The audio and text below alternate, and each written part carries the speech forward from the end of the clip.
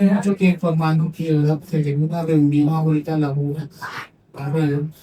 Y entonces vamos a tratar de sintetizar el mensaje.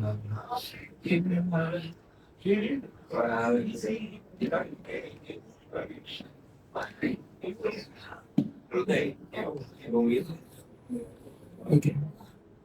Hoy tenemos la paracha Go, en Éxodo capítulo 10, verso 13, verso 10, capítulo 10, verso 1 al capítulo 13, verso 16. Esta es la continuación de las tres últimas plagas eh, que se desarrollan en este desenlace. Esta era para allá, hoy es 24 de enero, ya está corriendo el año increíblemente. Es 6 de Sheba, 5786 de la creación y casi 2000 años de la era inicial. La Parashá Bo es la porción semanal de la Torah número 15 del ciclo anual bíblico de la lectura. Por favor, tranquilícense en cuenta, no están cuenta de que su bella actividad y mantengan ese punto cerrado. La lectura que corresponde a este Shabbat está en Shemot, Éxodo, capítulo 10 hasta el capítulo 13, 16. Y las Haftarah están en Jeremías, capítulo 16, capítulo 46, perdón, del 13 al 28. Sí se ve claro, ¿verdad? Sí. Y el Brihad ya tenemos eso en Mateo, capítulo 2, verso 16 al 23. Juan capítulo 19, verso 31 al 37. Y Apocalipsis nos da una ilustración de lo que va a acontecer, de las últimas plagas que se van a manifestar, al igual, digo porque metafóricamente vemos que se van a manifestar unas plagas similares, ¿verdad? Y bueno, yo creo que es práctico de las plagas de esta mañana, ¿verdad? ¿Verdad? Hablamos de lo que está sucediendo a nivel mundial. Estos acontecimientos que nos indican a nosotros que hay cumplimiento de esas profecías, un cumplimiento, una revelación que se está dando, se está desarrollando en, en este tiempo, que es muy interesante observar, ¿no? No podemos dejar de pasar desapercibido todos estos acontecimientos porque es parte de la manifestación de estos conflictos. Es para nosotros importante eh, tener presente de que el Eterno desea para nosotros que tengamos paz, seguridad y que tengamos la confianza, ¿verdad? En estos tiempos, aunque en muchas manifestaciones sea algo como contradictorio, puro, ¿verdad? Y veamos como que no es bueno lo que está ocurriendo. Sin embargo, eh, hay un dicho muy importante en cuanto al concepto de la paz. Antes de la paz siempre tiene que haber un conflicto, una pugna, una guerra, ¿verdad? Hay diferencias quizá hostil, armada, en muchos sentidos se manifiesta algo que de una u otra manera nos invita a nosotros a saber de que formamos parte del plan divino, plan divino. Entonces, esos son la opción de esta mañana.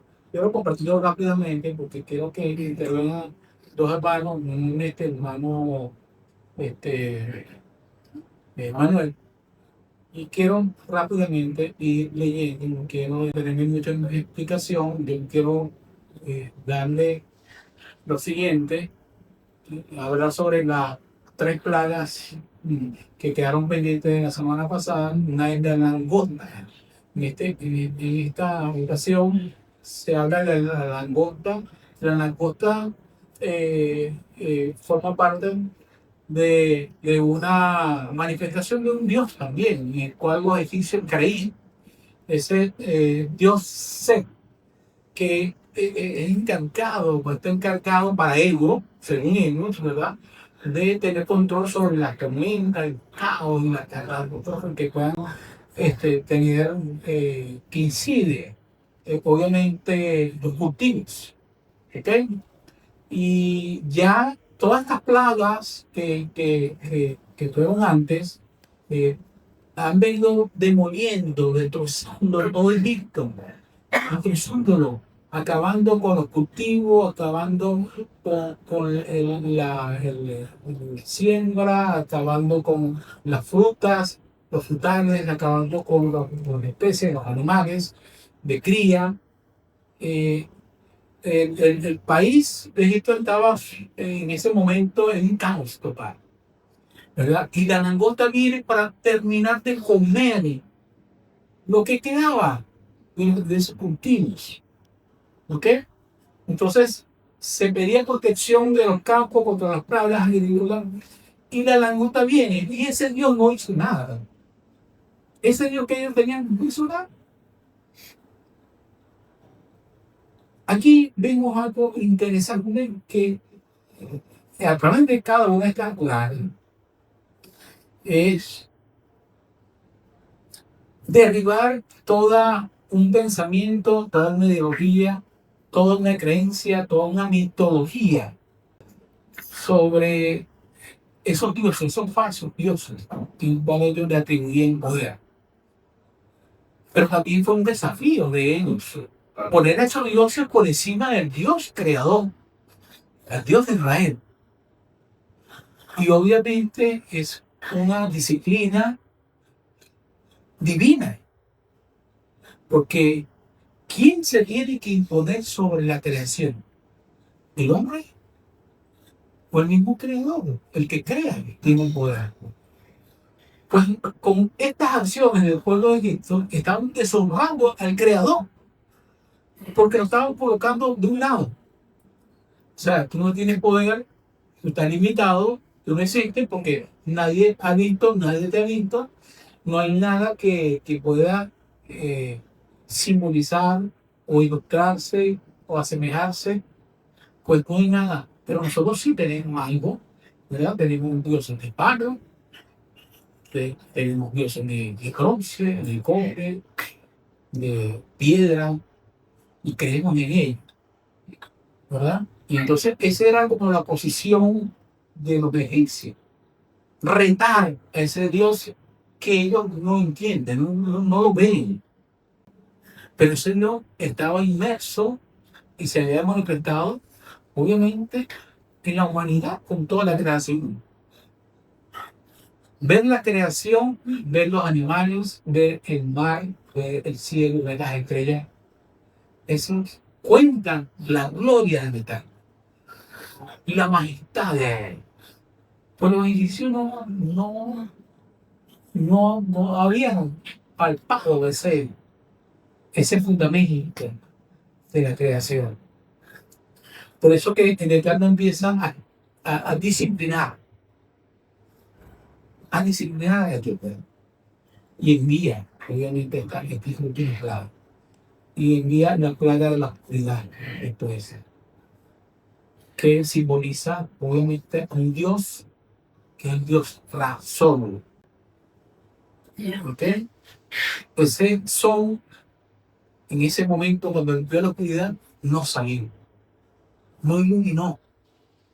Y dice la Torá que en Goshen había luz. Luz. Ellos estaban en tiniebla. Dice que tanto fue la espesa oscuridad que no se veía ni el uno por el otro. Imagínense que usted esté con los ojos abiertos y ustedes están viendo allí, no ven a la persona. Ahí estaban ellos, y ese Dios Sol que ellos no consideraban, tampoco apareció. No brilló, no iluminó, no dio su luz. Porque el Eterno es el que se encarga de administrar todos sus actos. Dicen que Josué oró, ¿verdad? Y el sol se detuvo. Se detuvo. Pero por esa oración, y porque el Eterno lo hizo. ¿Y qué es para el Eterno esconder ese sol? Que no parezca durante horas, durante días. Una espesa oscuridad que no dejaba. Entonces, ese Dios supremo de orden cósmico, venerado con sus oraciones y sus ofrendas, no hizo nada. Porque todo tiene controlado y es dirigido por esa mano poderosa y divina que es el Eterno de crear. De último, se manifiesta entonces la muerte de los primogénitos, porque el faraón se consideraba un Dios. ¿Sabe que el faraón, cuando muchas veces Moisés fue enviado a hablar del faraón, el faraón le dijo, ve que el faraón va de muy de madrugada al río. ¿Qué iba a hacer al río? Obviamente la imagen del faraón ante los demás es que era el Dios. Y como Dios, obviamente no tiene necesidades como la de muchas cosas. No tiene necesidades de defecar, ni de orinar, ni de bañarse, ni de asearse. Es un Dios. Para ellos era considerado un Dios. Pues ese Dios en la mañana muy de madrugada se iba a reunirnos, a ducharse, a lavarse y a hacer sus necesidades. Ese no es un pillado, porque el faraón se consideraba un Dios.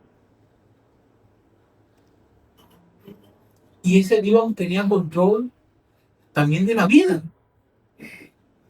Y ese Dios fue humillado, ¿verdad? Cuando el Eterno envió el ángel del muerte para que los primogénitos de esa noche murieran.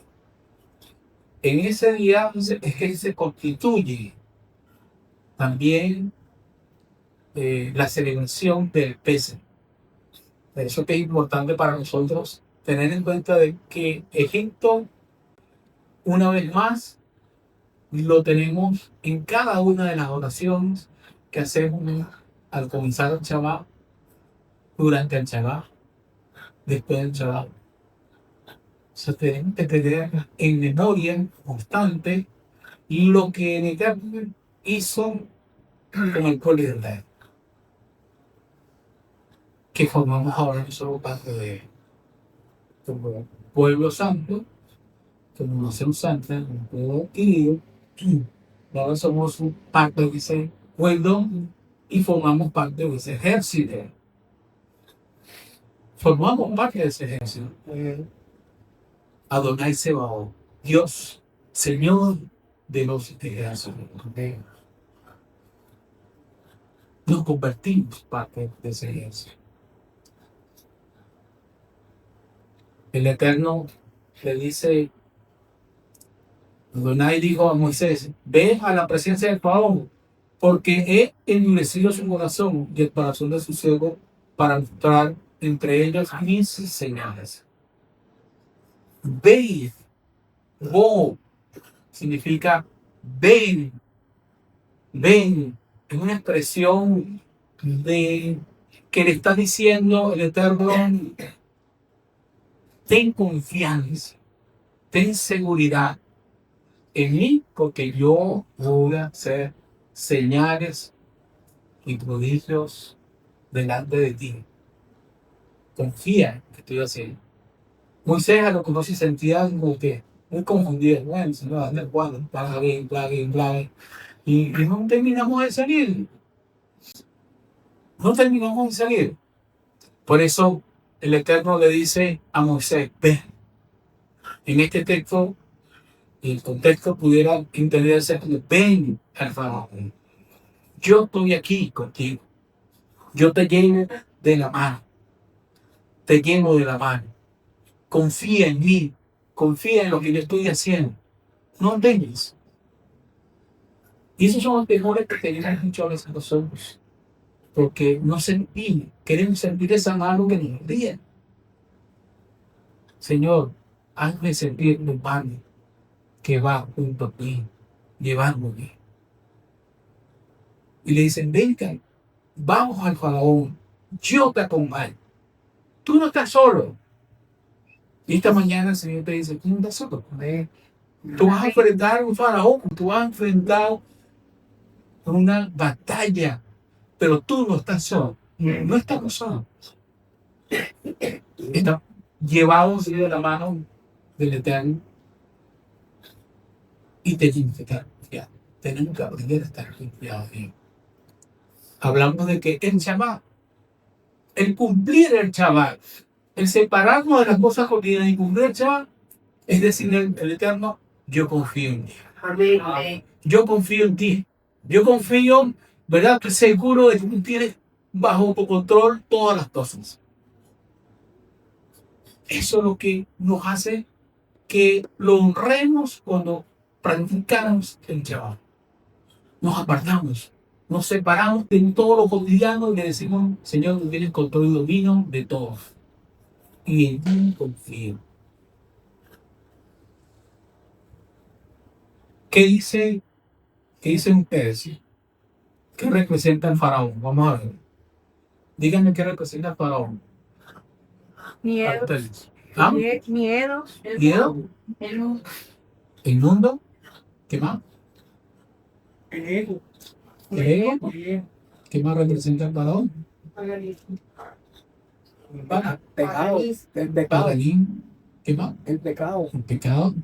¿Qué más?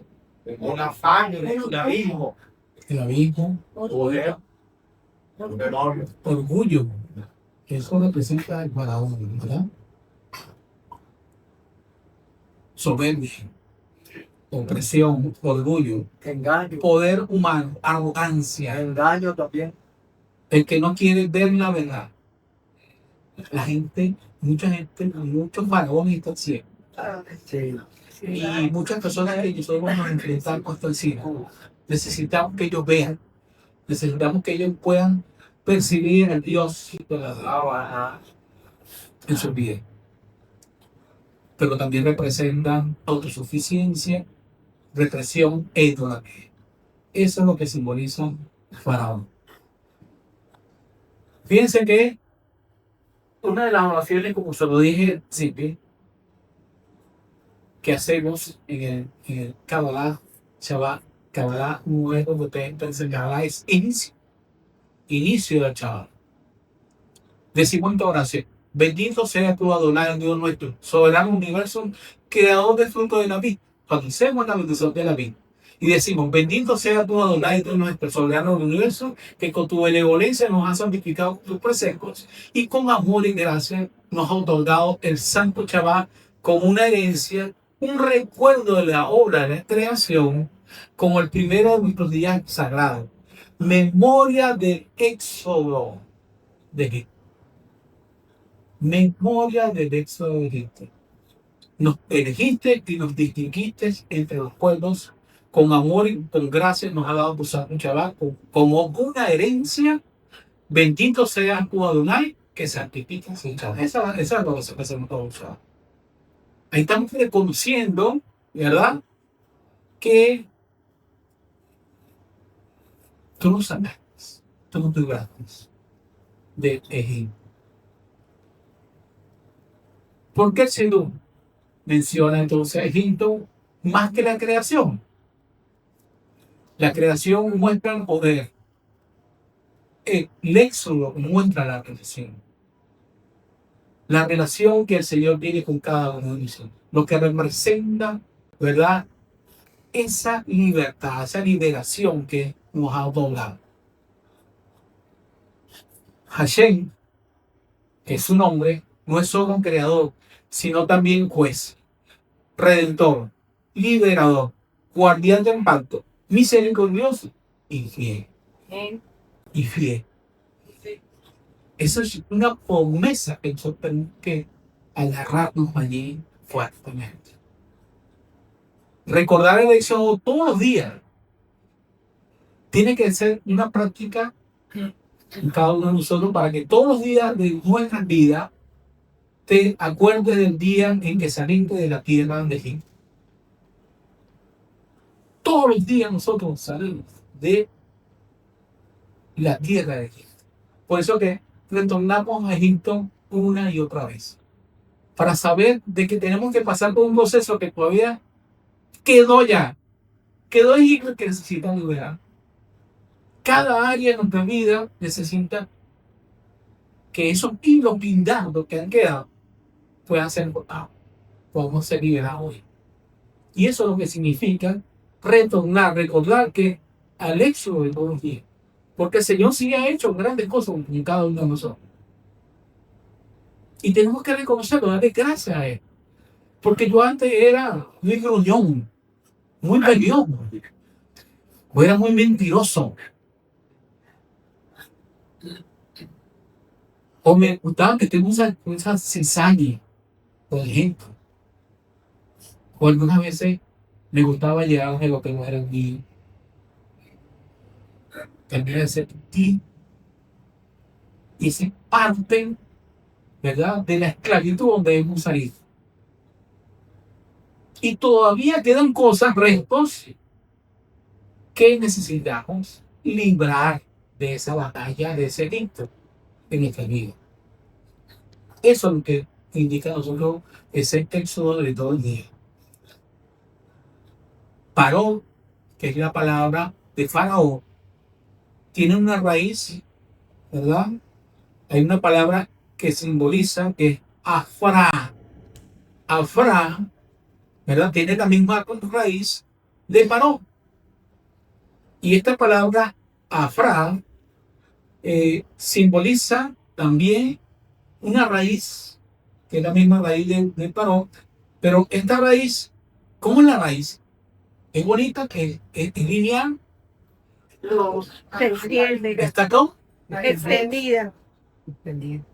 está totalmente desparramada, porque ella se agarra por todos lados para tener fuerza, el tronco y que era crenca, pero esa raíz es desordenada, se agarra de todo y en todos lados, ¿verdad? Entonces pareciera un caos, ¿cierto? Porque que se enreda ella por todos lados, y eso es lo que la ilustración de lo que es el faraón, el parón, ¿verdad? Un caos. Eso es lo que simboliza para desorden, caos, perturbación y el desprecio, ¿verdad? Y si lo colocamos, el prefijo hey, paro, podemos decir que él es el desorden, el caos, él es la perturbación, él es el desprecio. Y viene de la misma armonía de la palabra Afra. Entonces, paró, y esto Moisés, el pueblo estaba desenfrenado, ¿verdad? Obviamente perturbado por el caos que había generado este faraón. Y eso es lo que es el efecto del faraón, de causarnos a nosotros zozobra, el látigo, la opresión, eso, la angustia, la falta de identidad, perder la identidad. Entonces, viendo Moisés que el pueblo estaba desenfrenado, perturbado, caos, porque Aarón lo había permitido para vergüenza entre sus enemigos. Shemot capítulo 32, verso 25. El judío en su camino diario lleva consigo una memoria viva de Lixiat Israel. Siempre lleva en su memoria Lixiat Israel, que es la salida de Egipto, una de cada de las tefilot, de las oraciones que se recita al amanecer y al mediodía y al caer la tarde. No es simplemente el recuerdo histórico de un memorial perpetuo, es un recordatorio de que la redención no es un hecho cerrado, sino un proceso constante que es una irregular continua, que es la redención. La irregular es redención. O sea que nosotros tenemos una redención constante. Nosotros pensamos, es que no es Egipto, pero mi vida sigue siendo un desorden. Entonces quiere decir que la redención no se ha completado aquí. Necesitan que progresivamente se construya cada día. Ese es el efecto que queremos de entender la redención en su sentido amplio. Cada chaval, al encender las velas y reunirse en mesa familiar y cantar y estudiar, el judío revive la sanidad de Egipto. La revive. Y empieza más que todo. Dice que empieza como que si nosotros estuviésemos saliendo nuevamente de Egipto. Esa es la enseñanza. Esa es como que la ilustración y eso es lo que se vive. O sea, es como que estamos todos saliendo nuevamente de Egipto. Recordando. Conectados a sectores con el presente, cada plegaria, cada oración, cada palabra recitada es un acto de liberación interior. Un enfriamiento que los faraones habían dentro de nosotros que harían o que habitan dentro de nosotros, y nuestros miedos, nuestras dudas y hábitos nos limitan y nos esclavizan.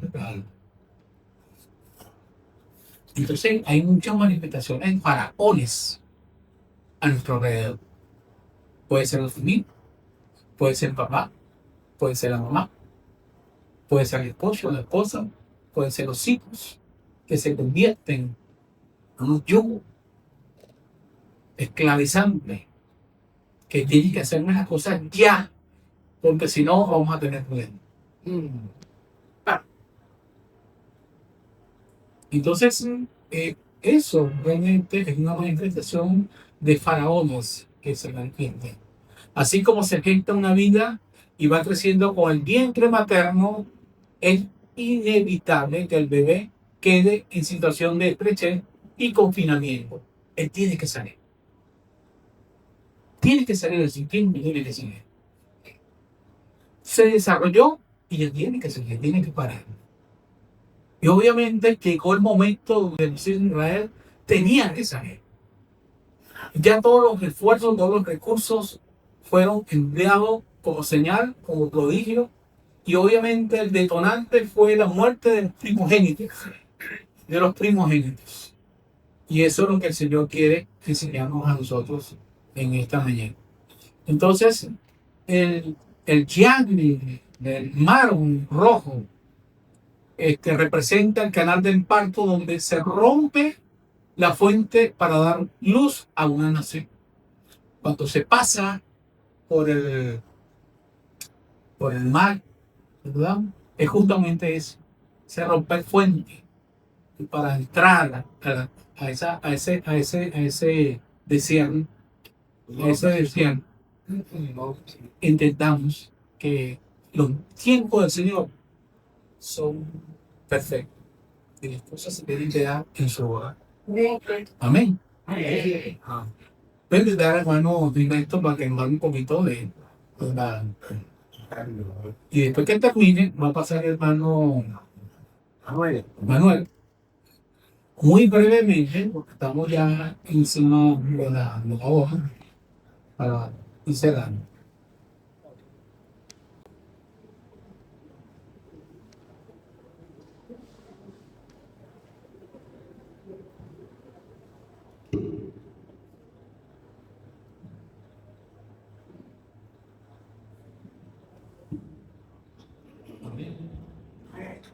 Amén, hermanos. Tomando las palabras del Roe, llevándola para allá al Brit Hadashah. ¿Qué me enseña el Brit Hadashah respecto a esta parasha? Como siempre lo hemos dicho, y en una enseñanza de la congregación es que, así como cada uno de mis hermanos está pendiente tomando notas, porque lo que venimos a aprender, el tiempo es tan corto acá en el servicio, que la enseñanza tiene que ser de tomar nota para que nosotros podamos salir y enseñar a otros lo que hemos oído acá. Ellos, los vecinos, los compañeros de trabajo, que ignoran las cosas del templo, somos nosotros los que tenemos que enseñar. Yo quiero tomar 4 puntos de lo que me enseñan esta parashá con respecto al Brit Hadashah, al Nuevo Testamento.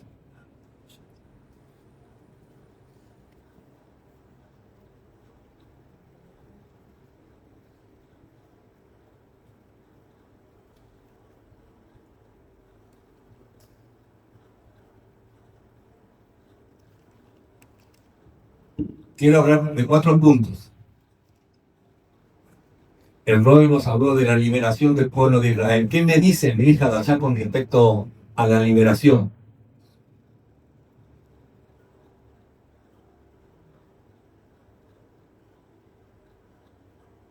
Lo conseguimos en Gálatas 5:1, que dice: están pues firmes en la libertad en que Mashiach nos hace libres. Puedes anotarlo, puedes leerlo. Gálatas 5:1. La historia de la liberación del pueblo de Israel de la esclavitud de Cristo es un símbolo de la liberación del pecado que nos estaba hablando el Roy.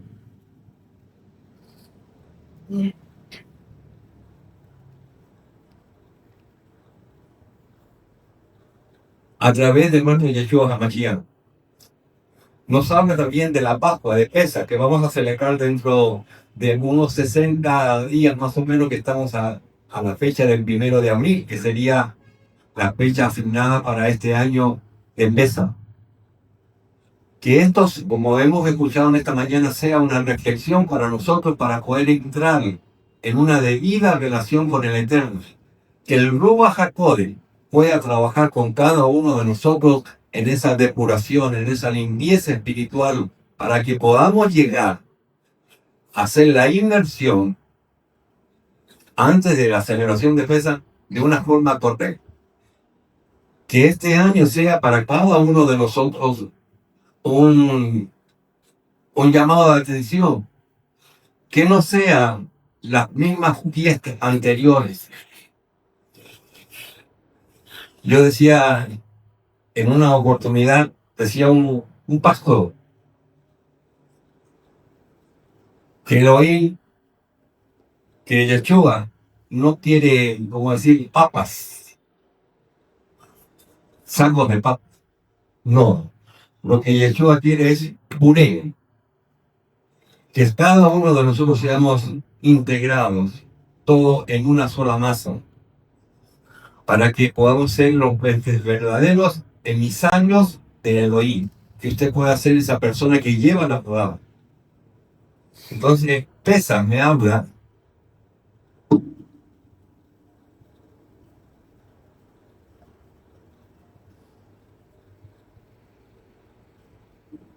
en primera de Juan.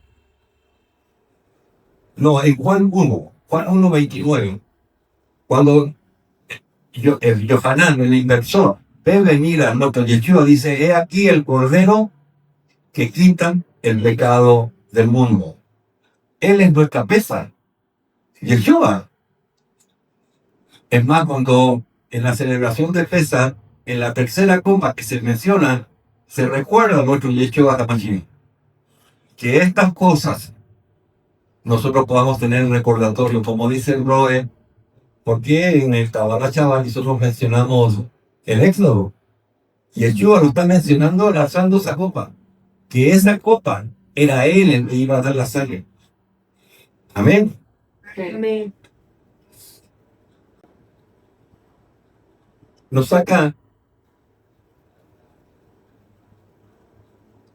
de la Pascua, viene una alianza que hemos hecho, en el cual nosotros entramos en Lucas 22:20. Yeshua establece una nueva alianza en su sangre, que se relaciona con la sangre del Cordero Pascual. que protegía a los israelitas de la muerte. Esto muestra cómo nuestro Pesaj se cumple en el Mashiach. Cuando sacrificaron el cordero y marcaron los dinteles y la puerta con la sangre del cordero, ese es nuestro Yeshua, que nos está marcando a cada uno de nosotros para que, como dice la Escritura, hemos pasado del reino de las tinieblas al reino de la luz. Usted es ahora hoy luz. Y esa luz tiene que brillar, no sea una luciérnaga, sino sea una luz como la que tenemos aquí al frente. En la medida en que yo vea esa luz, yo puedo estar allá en el rincón y quizás esta chaquetita se vea muy blanca, pero en la medida en que yo me acerco a la luz, voy a ver que no es tan blanca que digamos, tiene ciertas manchitas. En la medida en que tú te acerques a ese Yeshua, vas a ver el fin, que no eres tan limpio. Como decía el Roy, todavía hay cosas. Como decía un pastor, muchas veces le hemos entregado la sala y el living y algunas partes del dormitorio, pero el sótano ni el ático no le hemos permitido a él, al Ruach HaKodesh. Y ahí en el ático o en el sótano hay muchas cosas que tenemos todavía en investigar. Que esta parashá, que estas últimas 3 plagas, sea una enseñanza para cada uno de nosotros. Usted se vaya totalmente edificado esta tarde a su casa, lleno del poder del Espíritu Santo. Amén.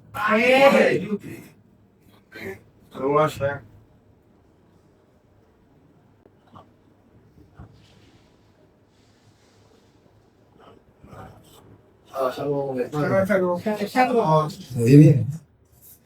Bueno, la haftará de hoy la tenemos en el profeta Jeremías, capítulo 46, del versículo 13 al 28. Lo interesante que yo veo ahí es que, bueno, ya el hermano habló en cuanto a lo que es el Brihashah, pero lo que yo veo es que el Eterno usa sus emisarios, pueden ser tanto humanos como humanos. En el caso de, en principio, cuando Egipto fue juzgado, el Eterno usó a Moshe y a Aarón, ¿verdad?, como sus emisarios. De hecho, lo que llamó Elohim a Moshe. Pero, interesantemente, la última plaga, que fue la mayor, la más fuerte, usó el ángel de la muerte. ¿Y quién es el ángel de la muerte? Bueno, no vamos a entrar en tanto detalle, pero hay quienes piensan que era la Satán o que... No, era el ángel de Yud y Vav, pero era el destructor. Y fue cuando él usó el ángel que realmente Faraón temió y los liberó.